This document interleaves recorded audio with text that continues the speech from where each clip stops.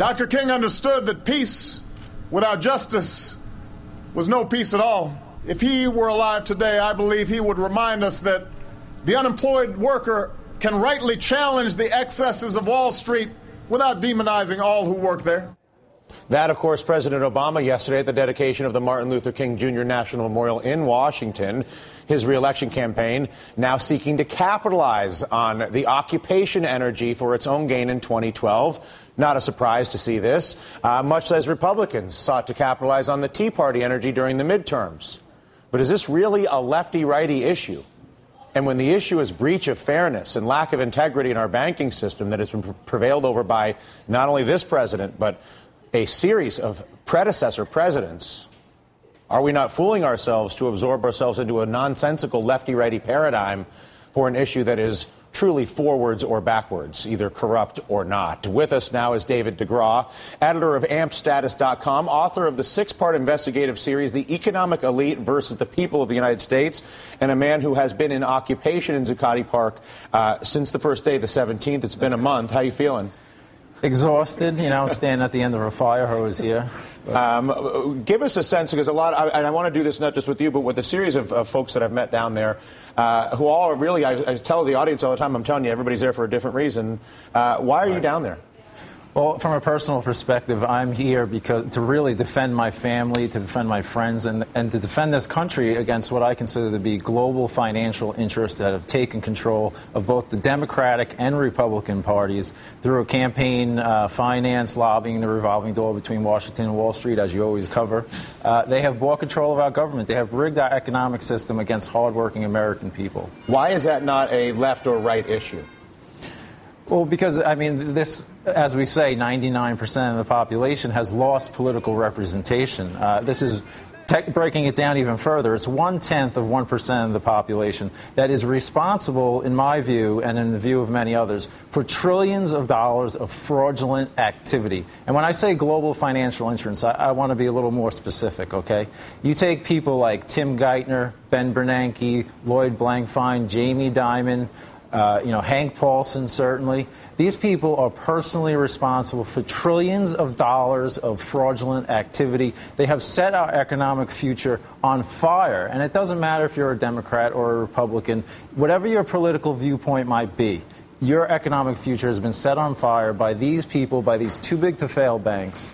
So we are here to defend the American people in the absence of a government that will defend us. And I can't think of anybody who is more appropriate to take up the gauntlet that you just laid down than one of the chief prosecutors in the banking system in America, historically William Black, associate professor now of economics at the University of Missouri. And Professor, did you hear David's characterization?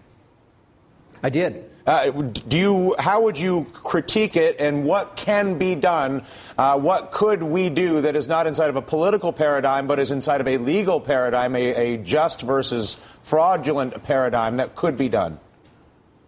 Well, let me bring your two comments together, because we're speaking here from the heartland of the United States, and the most prominent person in finance in Kansas City, a rock-ribbed conservative Republican, used the exact phrase. He said, "We put the Treasury Secretary up for auction, and lately Goldman Sachs has been the highest bidder." So this is not a left-right. It's not Republican-Democrat. It's honest folks against the elite frauds who now cheat with impunity.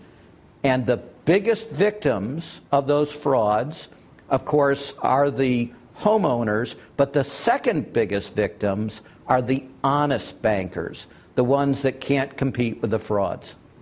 If you were to be put in a situation, which I honestly think a lot of folks would like to see you in, where you could advocate a path to begin resolution to fix some of this, which obviously the left-right political paradigm is not equipped to do, how would you advise the rest of us?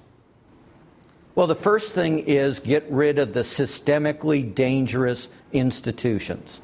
These are the 20 biggest banks that the administration and the last administration told us as soon as the next one goes down, there's going to be another global crisis.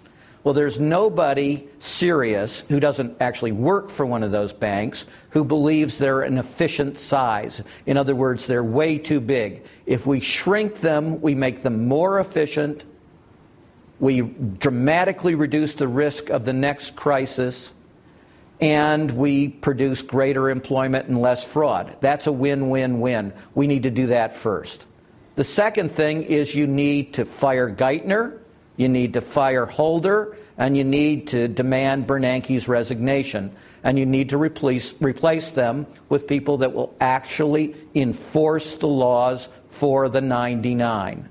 The interesting thing, David, and we've seen this, and I think all of us, whether you have lived through Bill Black's last few years or yours or mine, and a lot of other folks that have been working on this issue in this country through their own means, we have seen that the dependency of the power base, in this case it's Obama and Geithner, but in fairness to Obama and Geithner, it was Bush and Paulson before that, and before that it was Clinton and Rubin, and so people look at this like, oh, well, you don't like Barack Obama. No, they all have one thing in common, which is they refuse to engage in the conversation publicly that we're having right here. Why ultimately do you think we have been so prevented from being able to have this conversation at the highest levels of our country? Well, look, let's just be real here, okay? I mean, this is a criminal racket that has paid off politicians since the Clinton administration.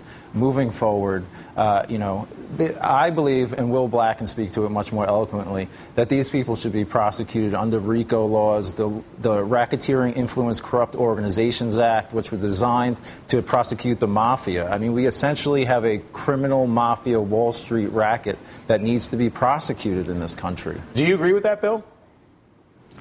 Well, for technical reasons, you just add your burden of proof when you do that. But we can prosecute them under the existing fraud laws for very conventional fraud. Look, the FBI warned over 7 years ago that there was an epidemic of mortgage fraud and predicted that it would cause an economic crisis. There's no excuse. We've had over 7 years to deal with open frauds. Only about a month ago, the Federal Housing Finance Administration filed fraud complaints, civil ones, against 17 of the largest banks in the world, in which it said there is a paper trail that demonstrates the fraudulent intent of these banks. Well, where is the Justice Department? And for that matter, where's Paul Krugman, who can't be bothered to use the F word? This is the 5-letter F word you can use in public. It's called fraud, and until the economists get over their silly tribal taboo against using the word fraud and actually supporting us in prosecuting the frauds, we're never going to make progress. David, your last word. Bill, real quick, I'd like to take this opportunity. I've been in conversation with a lot of people down at Liberty Park and throughout this country occupying locations, and we would love to nominate you as a kind of de facto Attorney General, the Occupy Wall Street Department of Justice. If you can come down to one of our General Assemblies throughout the country and propose some enforcement actions that we could stand by and line up behind, that would be greatly appreciated. You are perhaps the greatest white-collar crime expert there is, so we need you, and we'd love to have you come down. Be happy to serve. We're here yesterday doing it in Kansas City.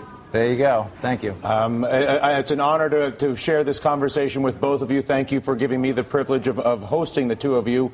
And I hope that the relationship that you just proposed comes to fruition. And I hope that I get the pleasure of covering Bill Black's prosecution of the banks in 2012 or some version thereof. Professor Black, thank you. David, congratulations on your own courage and your own investment in defending the principles that we all see are being affected. Thank you. Right back at you, man. You're the one guy on TV I trust. Cool. Thank you very much, David. Thank you all. Thank you, Bill.